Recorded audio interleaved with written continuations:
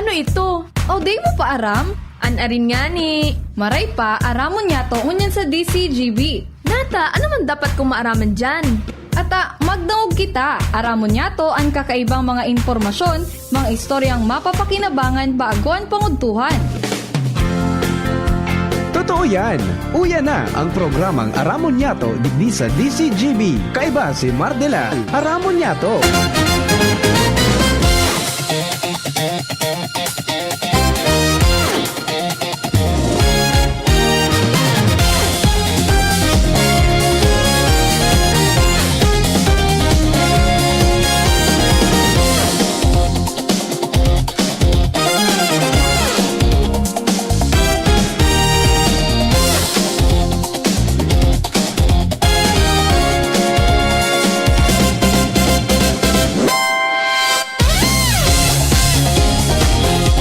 Katugang, good morning, Luzon, Visayas, Mindanao. Welcome po sa programa Aramon Yato ngunyan na Thursday, Huwebes po ngunyan tabi. Sa mga devotees to St. Jude, don't forget to attend a Mass and say or novenas. And siyempre sa mga birthday celebrators, happy birthday, many returns of the day, more life, prosperity, and happiness. Ako po ang sadong lingkod, Mardila daing ibang salit sana pero diyan. Halipot lang iribanan ako niyan hanggang alas 11 lang po kita sa Huwebes. Pag Huwebes, minalaog po pag alas 11 hanggang alas 12 ang suya pong mga friendship from DNR Regional Office number 5 para po sa kapalibot ng Taatamanunta program. Para po ma-update kita ka mga activities na pinagigiboninda para po sa kapakanan as in interest kan environment. As in siyempre mga dagdag kaaraman para po sa mga batas o mga leyes na pinagpapautob mga tugang at angani pong dahil kita mabugtak sa alanganin dahil sabi baga, ignorance of the law excuses no one. Ay, lado technical. Yan po dyan mga tugang si Ronald Baldo. Ang tulig po sa nang mina birthday. Sabi ko na sa iyo, lilipas din niya na. Lumipas ba gani? Yan man sing Jerome Nico Martinez sa DCGP Social Media Department sa newsroom. Yan po dyan, kompleto sa tuya po ng mga pag-iriba. Jenny Balyaran, si Nicolan Glorian at saka si Shara May Liron. So, masalo siyempre ang Mega Force Patrol sa panagos pong pangangalap ng mga istorya. Ang aning may balatipod sa mga natin pagkakawan ang mga turog sa pansitan. Yan po tabi, adi. Malapit ng Valentine's Day. Oris, kusar na sa mga daay pa dyan. Happy Ibig Month. Sabi ko kanila. Okay. Mga tugang dumampo sa mga kababayan tao. Ito na yung yung mga nakaaging mga aldaw. Dakulan mga nauuri. Duman sa nailing na sa telebisyon, nababasa sa radyo, sa dyaryo, nababasa sa news online. Manungod sa mga pag-umentukan sweldo. Mga tugang ka mga obrero sa pribadong sektor. Di ba ka sa tuya, pipaw tumpasan na so ikaduwang trans, ikaduwang pagukan, last na last na wage order para sa Bicol kanakaaging December 1, 2025. So, naging 435 pesos na ang sa tuya pong minimum wage. Now, may abiso ang Department of Labor and Employment. As in, siyempre, ang Regional Tripartite Wages and Productivity Board, Bicol, na may gigibon po mga tugang na mga pagdangugiraray.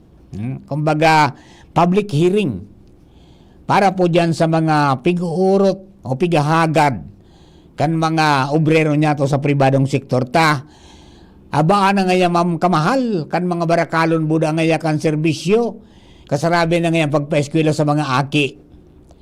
So dati ngayon itong 60,000 kada semestre ngunyan nga 90,000 na. Sa kuleyo ang mangyari. Alright. So, duman sa mga kababayan ta, sa mga naong po sa may party kang Kamsur area, February 23, 2026, alauna hanggang alas 5 ng hapon, gigibong po yan duman sa Naga Regent Hotel sa Naga City. Ha? Yan pong public hearing para po dyan mga tugang sa pag-uranan ng wage hike sa Bicol Region para po ngunyan na taon. Okay? So, sa February 24, digdi man gigibon sa Legazpi. Alauna hanggang alas 5 ng hapon man, dyan sa The Concourse Convention Center, Legazpi City. So, gabos po na mga stakeholders are encouraged, mga tugang, to attend the activity and mag-participate actively. Tanganing madangog so sa indo po na, lado. Kaya baga, pag nagpapod ang Regional Tripartite Agents for Activity Board, kunyan kaya nga tripartite, tulo, may mga representante from the government sector, tapos yaon mga tugang sa employers, and yaon man sa organisasyon mga tugang kang kunyan, kan mga empleyado. Okay? So, pigtutukar dyan kung kumusta ang sa tuya po na purchasing power, ang estado kan ekonomiya ta, ang inflation rate ta, sa mga factors, mga tugang na pighiling. Sabi sa Tagalog, sa mga salik. Ilan sa mga salik na tinitingnan. Di ba? O di, ngunyan, maururon sinda dyan. Dadangogon, sulado, mga tugang kan sa empleyado. Kung pirang gusto nindang dagdag. So, dadangogon man, sulado, mga tugang kang ini pong nasa mga employers kung kaya. Okay? And then nag-i-infuse ng mga naglalalaog ng mga datos, mga tugang nagbibigay ng mga datos ang lalo kan sa gobyerno. And then, kapag nagka-oro yun, kung pirang ngayang idudugang, yun na po yan tabi, mapalos ng wage order. So, magatindir po tabi. Tanganin na ito mo ifigahagad din, dumadangog, kung pira na ang kay puwantangon yan.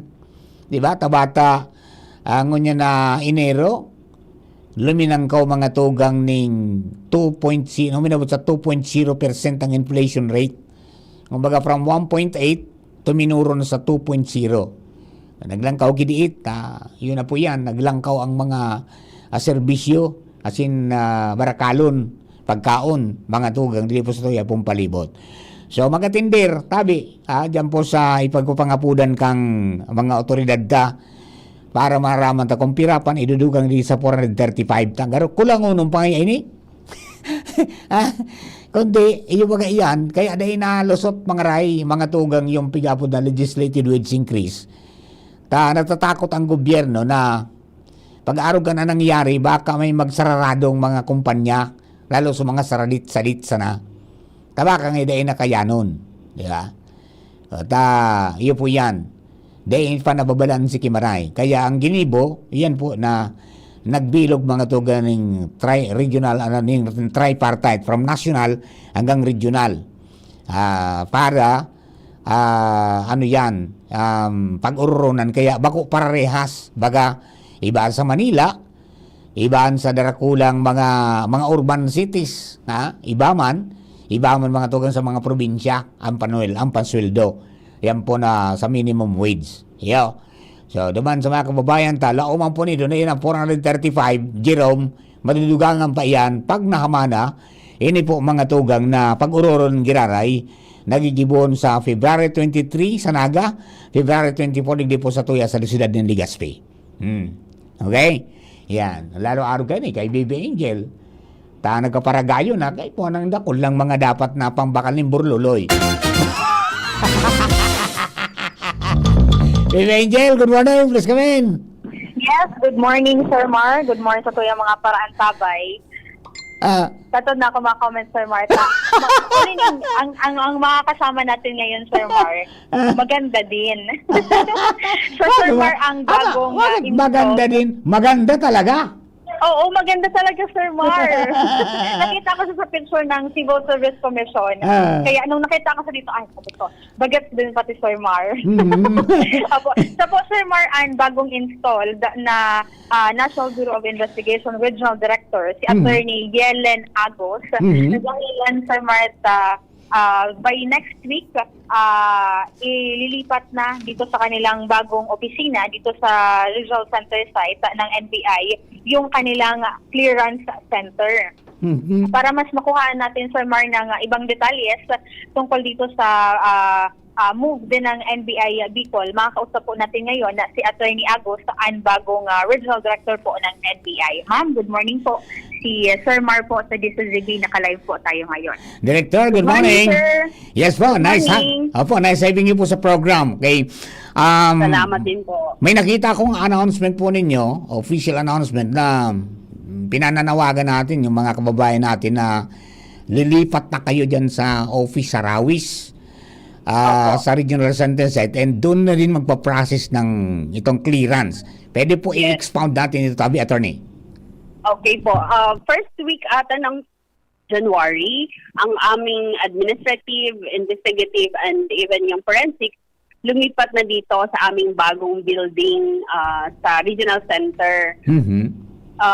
Naiwan lang yung aming clearance doon sa old building para sa mga processing. So ngayon po, we deem it necessary na lahat na ng services namin ay ilipat na rin dito, considering na maganda yung building namin. Mas maluwag. Dati, maluwag. Yung sa old building ko, yung waiting area ay hindi aircon. Ngayon, aircon na. Wow. Building. Hindi mo mahihirapan. Although medyo may konting distance, pero hindi naman ganun kalayo.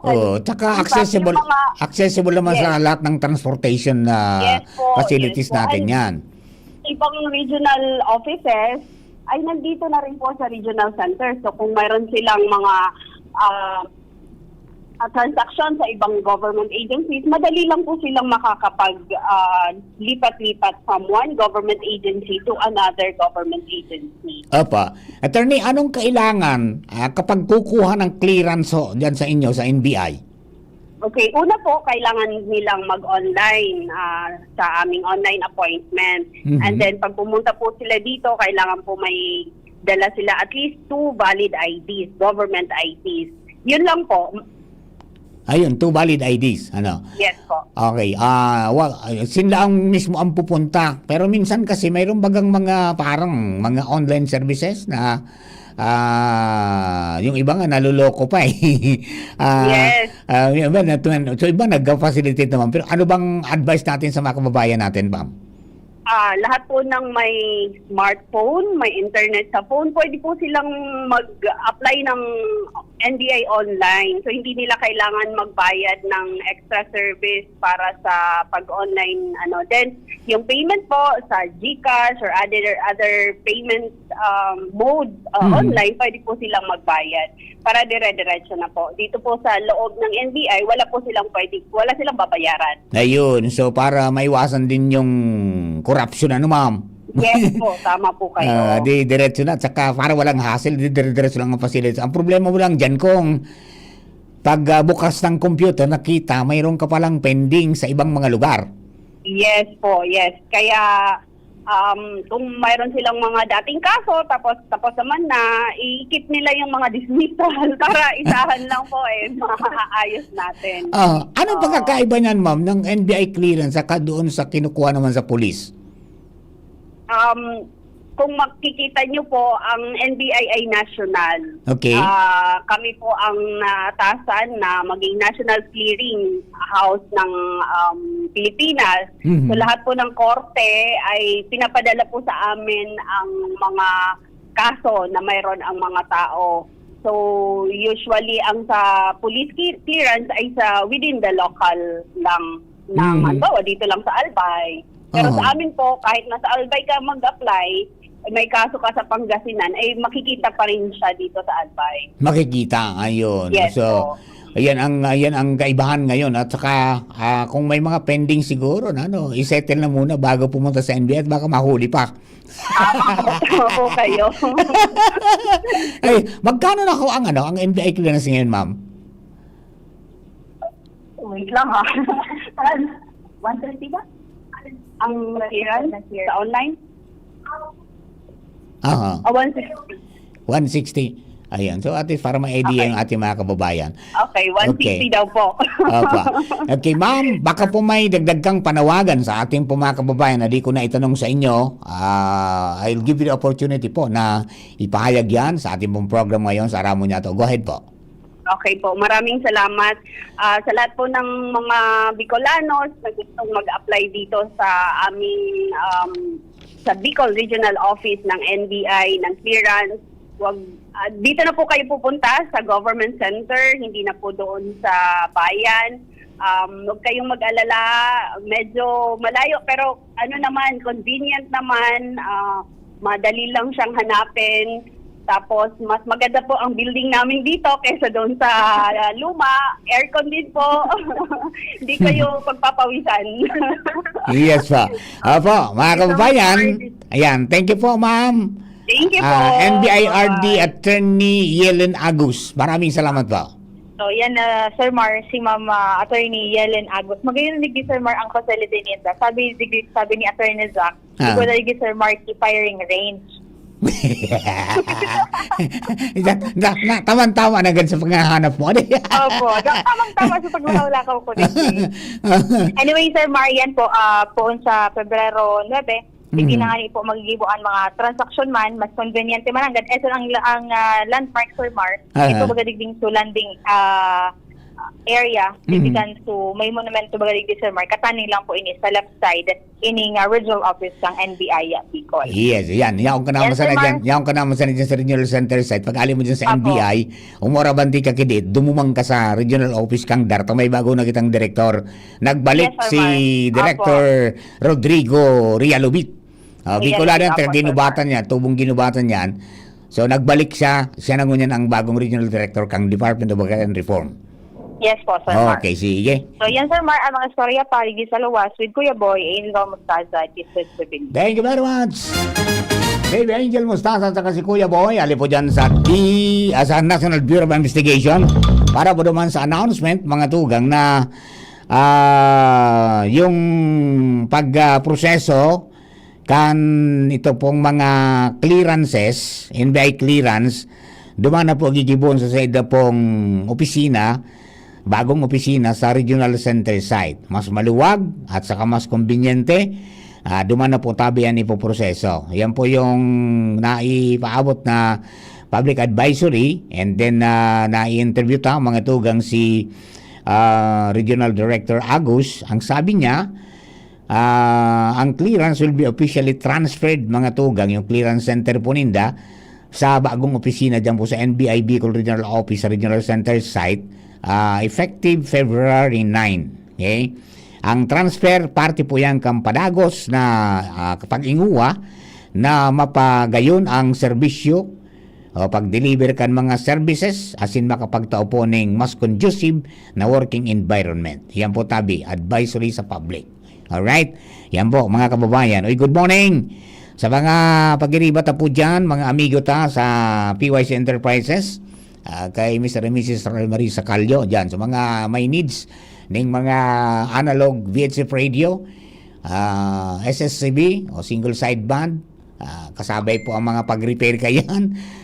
Asin siyempre kung nangaipukan bagong moderno, yung POC na radio, yan, pwede po kayong pumunta dyan para magiyahan kamutabi. And then so may mga kapot ng mga radyo, we remind you na iparehistro po tabi yan sa National Telecommunications Commission para po sa legal operations po nindo.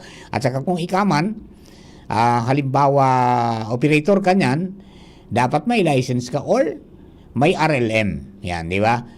Buti sa source ko mayroon yatang RLM sa February 18, di ba? Iwan natin dito sa Albay kung wala pang schedule. Pero ang aram ko ang schedule di para po duman sa license and amateur license exam come September tabi. Okay? So mga gusto magka-lisensya na amateurista. Yan po tabi. Pwede ka mo mag-facilitate dyan po sa NTC Regional Office number 5 para maka-exam ka mo. Okay? And good morning man. Dyan po sa Masetas Food House. Yan. May lutong manok, may lutong baboy, may lutong gulay, may lutong isda. Hanapon sana si si Meo na Divera. Atindi si Meo.